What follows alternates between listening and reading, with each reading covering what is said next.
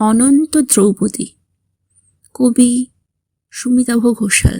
কবিতা পাঠে আমি ইপ্সিতা। তোর কথা খুব মনে পড়ে পল্লবী, খুব। বড় বড় চিত্রকরের তুলির সামনে যখন নগ্ন হয়ে দাঁড়াই, ক্যানভাসে ফুটে ওঠে আমার স্তন, জঙ্ঘা, নাভি। তখন তোর কথা খুব মনে পড়ে। তখন তো আমার কিছু করার থাকে না, শুধু এই শরীরটা নিয়ে ঠায় দাঁড়িয়ে থাকা ছাড়া। মনটা তখন পাখি হয়ে ওড়ে, বরং বলা ভালো পেন্ডুলামের মতো দোলে। অতীত থেকে বর্তমান, বর্তমান থেকে অতীত। কেউ সামনের দিক থেকে আমায় আঁকে, কেউ পেছন দিক থেকে। প্রতিটি বাঁক, ওঠানামা, উত্তল, অবতল, বিস্তার, মোচড়, বিমূর্ত থেকে বিমূর্ততর।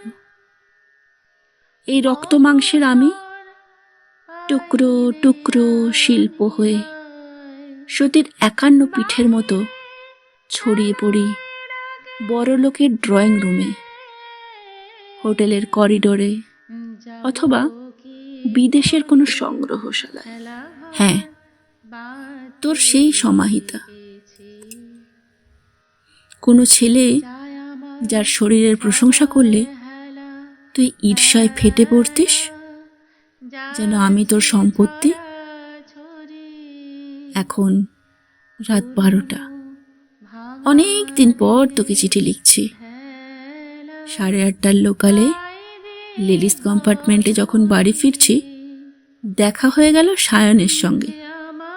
ওর কাছেই শুনলাম তুই এখন অস্ট্রেলিয়ায় থাকিস। ঠিকানা ওর কাছ থেকেই পেলাম। সেই যে তোরা পুরনো পাড়া ছেড়ে চলে গেলি, আর আমার বাবার ক্যান্সার ধরা পড়ল, আমরাও চলে গেলাম আমাদের গ্রামের বাড়িতে। তারপর থেকে আমার সমস্ত কুমারী উচ্ছ্বাস আলোহীন নক্ষত্রের মতন। তোর আর আমার হাতে হাত রাখার প্রতিশ্রুতি নিকষ রাত্রের বুকে ভেঙে ভেঙে যাওয়া। পল্লবী, খুব জানতে ইচ্ছা করে তুই এখন কি করিস, কিভাবে থাকিস? নতুন কোনো বন্ধু হয়েছে? যেভাবে আমার কাঁধে মাথা রাখতিস, তার কাঁধেও সেভাবে? দেখতে কেমন? আমার থেকেও লম্বা? তুই শুনলে খুশি হবি, আমার এই 30 ছুঁই ছুঁই বয়সেও আমাকে 22-এর মতো লাগে। মনে আছে তুই আমার ফিগারের প্রশংসা করতিস? তোর ইচ্ছে ছিল আমি মডেলিং করি, টেলিগ্রাফের টিটুর পাতায় আমার ছবি বেরোক, তাতে তোর খুব গর্ব হবে। আমি এখন মডেলিংই করি রে পল্লবী, তবে ওই মডেলিং নয়। আমি হলাম আর্ট কলেজের নুট স্টাডিজের মডেল। এক ঝটকায় খুলে ফেলি সমস্ত পোশাক, সুতোটা অবধি থাকে না কোথাও। তারপর টানা 2 ঘন্টা ধরে ছাত্রছাত্রীদের সামনে। প্রথম প্রথম খুব লজ্জা করত জানিস, কিন্তু আস্তে আস্তে সব ঠিক হয়ে গেল। এখন আমি খুব সাবলীল। এখন আর লজ্জা করে না, ভয় করে, পাছে জানাজানি হয়ে যায় আমি কি করি। সমাজের এ এক অদ্ভুত দ্বিচারিতা।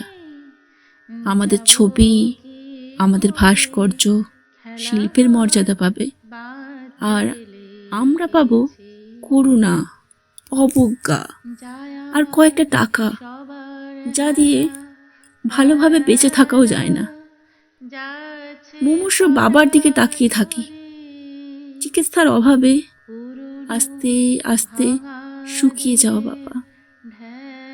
পল্লবী, মনে পড়ে বাবার সেই ব্যারিটন ভয়েস, সেই বাজখাই গলা দিয়ে এখন স্বর বেরোয় না।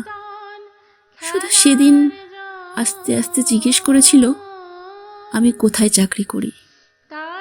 আমতা আমতা করে উত্তর দিয়েছি একাডেমি অফ ফাইন আর্টসে। মিথ্যা তো কিছুই বলিনি। কি বল, এটাও তো একটা চাকরি।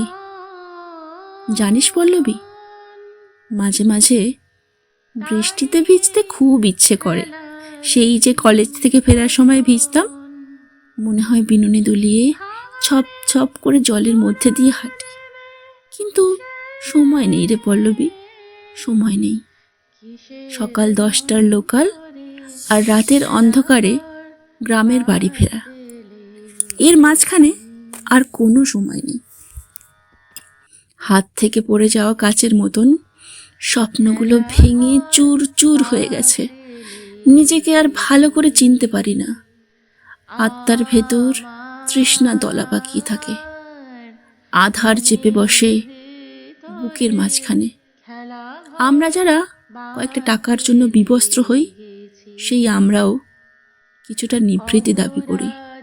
কিন্তু সেই নিভৃতির মধ্যে ঢুকে পড়ে ট্রেন, ট্রেনের মধ্যে হুইসেল, হুইসেলের মধ্যে বাবার মুমূর্ষু মুখ, আর তার মধ্যে পাট পাট করা অন্ধকার। আমাদের নাম কেউ জানবে না, তবু আমরা শিল্প হয়ে ঝুলে থাকব সুশীল সমাজের চোখের সামনে। কলকাতা আরও উজ্জ্বল হবে। শপিং মল, মাল্টিপ্লেক্স আর ফ্লাইওভারে ঝলমল করবে এই শহর। আর্ট কলেজ থেকে পাশ করে কত মানুষ নামকরা চিত্রকর হয়ে উঠবে। লক্ষ লক্ষ টাকায় বিক্রি হবে তাদের ছবি। তার মাঝেই একটা করুণ মুখ এসে সামনে দাঁড়াবে। কোথা থেকে এসেছে, কোথায় যাবে, কেউ জানে না। কৃষ্ণ সখাহীন অনন্ত দ্রৌপদী, ক্রমাগত এবং ক্রমাগত বিবস্ত্র হওয়াই যার নিয়তি। বড় বেশি নিজের কথা বললাম রে। ভালো থাকিস, চিঠি দিস। তোর সমাহিতা। সবার হেলা হেলা যাচ্ছে ছড়া ছড়ি পুরনো